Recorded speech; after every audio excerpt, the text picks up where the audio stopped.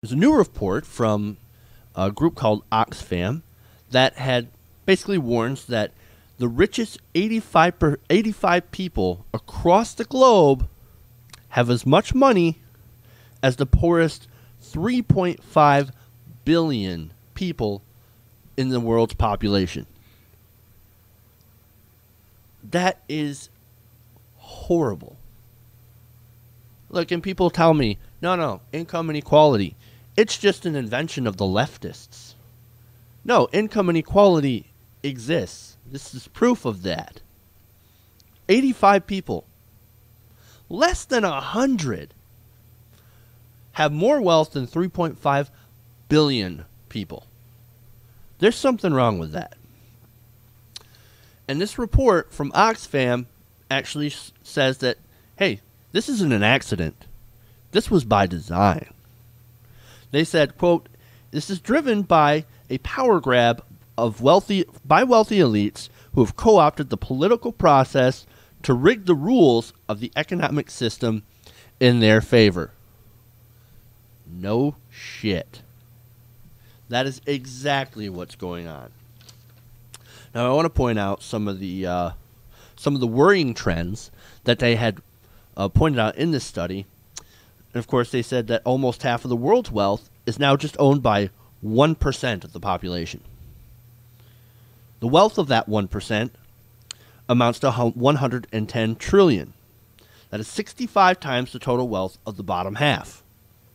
Not only that, 7 out of 10 people live in countries where economic equality has increased in the last 30 years. Now, what happened about 30 years ago? The Republican Party decided that they would no longer serve the people, that they would serve the corporations above all. Some more disturbing statistics from this. 7 out of 10 people, the richest 1% increased their share of income in 24 out of 26 countries for the years between 1980 and 2012. And this is a statistic I like to bring up a lot when it comes to the recovery. In the United States, the wealthiest 1% captured 95% of the income gains in the recovery, while the bottom 90% lost. They lost income. And this has real ramifications. But before I get into those, I've got some more disappointing statistics. 13 Americans made more money from their investments in 2013 than the entire SNAP budget. Wow. And look, that's what's so amazing about this, is that we're having a conversation on whether or not we should cut SNAP by a lot, by 39 billion, or 7 billion, or 4 billion. We're having a conversation about SNAP when you have 13 Americans that made more from investment income that is taxed, not at the regular rate, but taxed at half of the regular rate for everyone else. No, they made more money from that investment income than the entire budget that goes to feed 47 million people. Here's another disturbing fact. The richest 400% took in $300 billion in 2013. You know how much that is? That is the entire safety net. Medicare, Social Security, Medicaid, food stamps, the entire social safety net. 400 families took that much. Well, we're broke, guys. We're gonna have to cut. We're gonna have to cut your food stamps. We're broke. No, we're not broke. So the money's there. The richest 12,000 families are estimated to have each made $40 million just in the past year. Each. $40 million. And here's something that's even more disturbing. The richest 400 individuals actually own more than 3/5 of America. That's $2 trillion. 2.8% of the country's entire wealth. And this is more than the holding of 3/5 of America, or 72 million families. 400 people. But no, guys, we don't have a problem with income inequality. It's just a liberal fallacy. It's just a way to try and tax us more. Yes, that's it. Tax us more. It's ridiculous.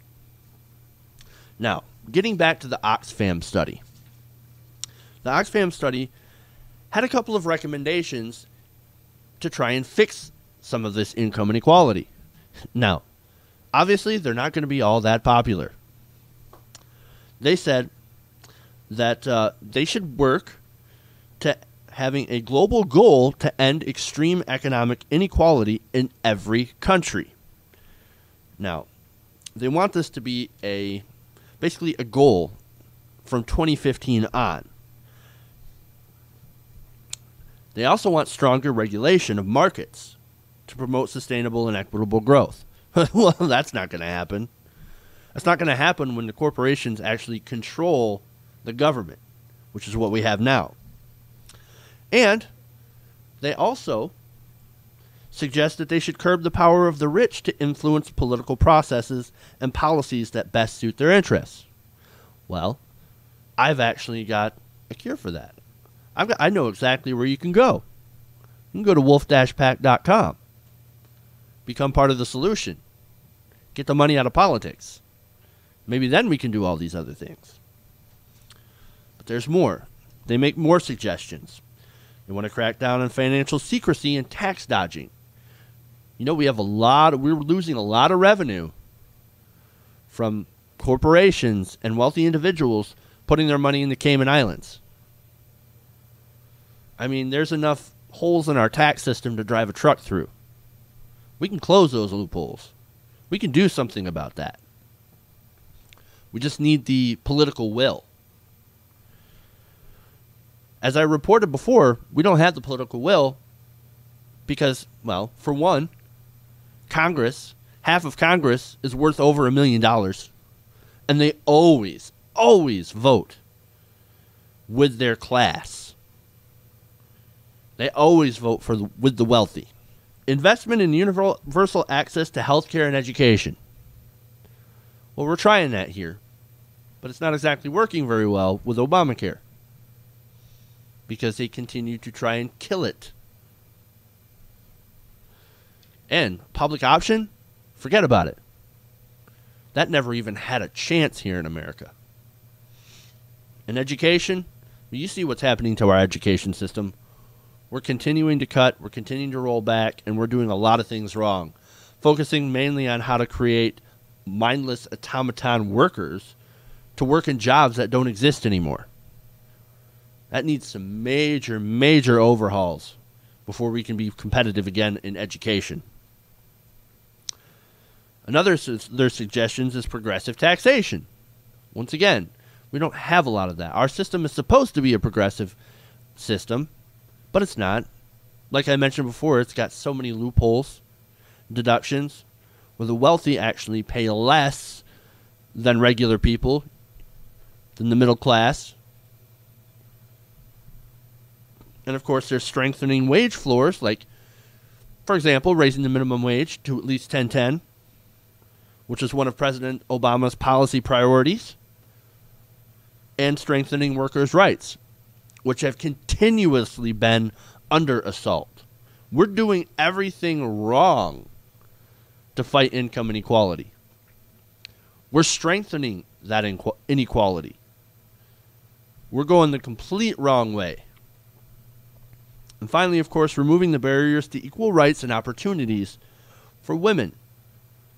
Women make up half of our population, and they make up a very significant chunk of our workforce. Why is it that women are paid less, 70 cents on the dollar, than men for the same job? Now, we're doing everything wrong. And you wonder why we have so much income inequality. And you wonder why it's such a problem. You wonder why the middle class has absolutely stagnated. And you wonder why we continue to get into more debt and deficits because we cannot afford to do what we're doing because we're not bringing in enough money. We're doing it wrong, guys. We're doing it wrong. We need to change the system. And the first thing to do is to get the money out of the political process. That is the only way we're ever going to see any sort of reform on this issue. For anybody who's trying to wonder what the problem really is, it's the inequality, stupid.